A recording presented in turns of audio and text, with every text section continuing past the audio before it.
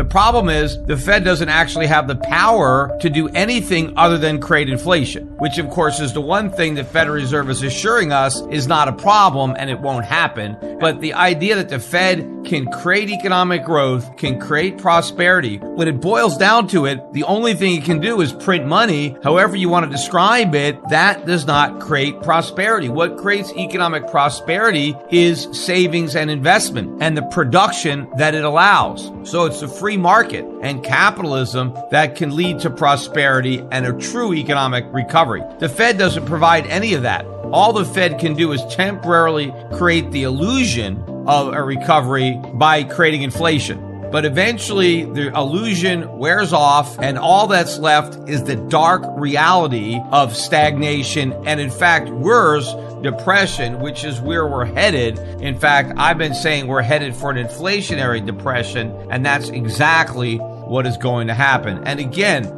remember, and I've been repeating this often, but in the early stages of the 2008 financial crisis, in fact, before it became a crisis, the Federal Reserve was reassuring everybody that the problems in subprime were contained, and so we had nothing to worry about. It was not going to spill over into the overall economy, and Powell made the same assurances to the nation again last night that we don't have to worry about inflation to the extent that we see a pickup. It's transitory. Inflation is not going to stay above 2% for long. In fact, Powell said that he wants to see inflation moderately above 2% for some time. He didn't quite specify what some time actually means. He did say he just wants to make sure that inflation averages 2%. And since it's been below 2% for a few years, well, obviously we need to be above 2% in order to create an average. But Powell is assuring everybody that there is nothing to worry about. Well, inflation is every bit as transitory as subprime was contained.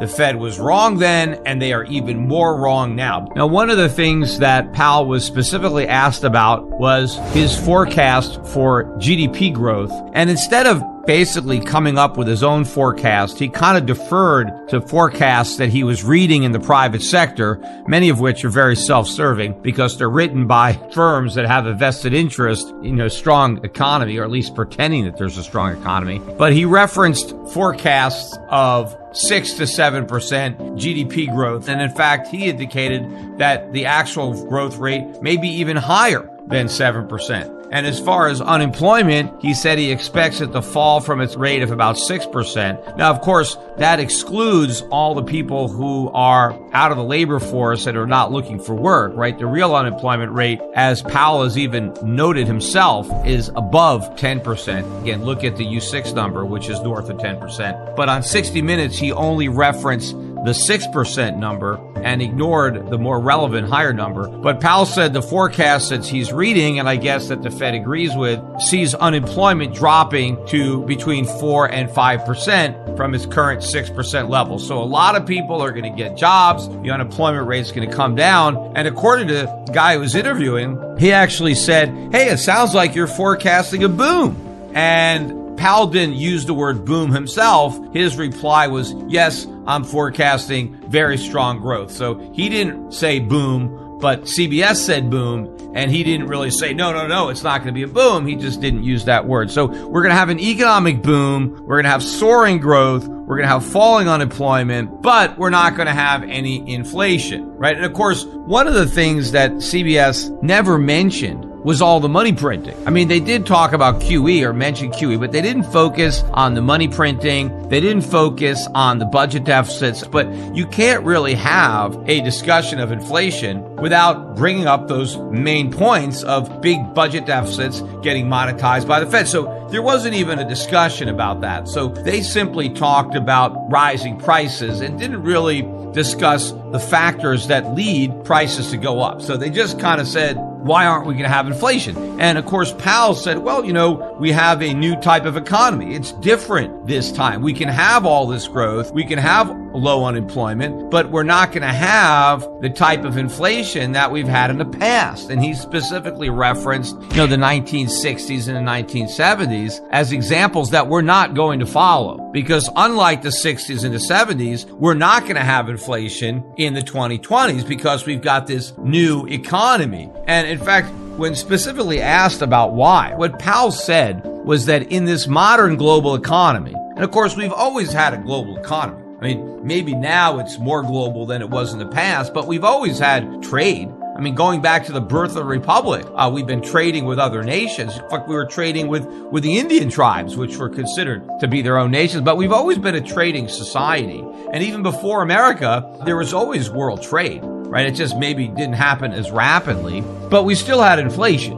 But the points that Powell was trying to make or made was that he thinks that this global competition is the reason that businesses can't raise prices. He says you can't raise prices anymore because of global competition. He also says that you can't raise wages. I guess workers can't demand higher wages because their employers will just go overseas and hire somebody cheaper. But the fact of the matter is that's not true. I mean, prices are going up. Wages are going up. I mean, certainly in nominal terms. But one thing that Powell maybe is confused on is that, yes, the way globalization has offset the impact of inflation, meaning the expansion of the money supply, on consumer prices, is in order to keep from raising their prices, American businesses have moved more and more of their manufacturing to foreign countries where the production costs were lower. So it was the increased reliance on foreign production that enabled U.S. businesses to offset the price increases that otherwise would have resulted from the inflation that the Federal Reserve was creating. But the result of that was huge trade deficits. It was America moving from the world's biggest creditor nation to the world's biggest debtor, and for a real reduction of wages for Americans, because a lot of those manufacturing jobs, in order to keep a lid on prices, were sent abroad. And so the Americans were left to do the lower paying service sector jobs. But I think that process has pretty much worked its way out. And therefore, it is no longer going to be there the way it was in decades past. In other words, we're not going to have this get out of jail free card when it comes to the impact of inflation on prices, because we're not going to see more manufacturing jobs or a lot more moved abroad, because most of them have already moved abroad. And the fact of the matter is our trading partners already have way more U.S. treasuries than they want, especially considering that they don't even have any yield anymore. So I think our ability to export inflation is much smaller now than it was in the past, and there's a lot more inflation that we need to export. The amount of money that the Fed is creating is far greater today than it has been in the past, and so we have to be able to export even more dollars. We have to run much bigger trade deficits in order to offset it. Now we do have record trade deficits, but they're not going to be big enough because the world is not going to support this indefinitely. In fact, I think it's going to come to an end soon. In fact, I think it's already happening, and we are going to see big price increases despite globalization, and wage increases too, because what is also going to be accelerating the pressure on wages is competition with the government, because the government is offering such sweetheart deals to people who don't go to work that in order to get a worker to give up all those unemployment benefits, businesses are going to have to pay much more to get those workers. And as a result, their customers are going to have to pay much more for the goods or services that those workers help produce or provide,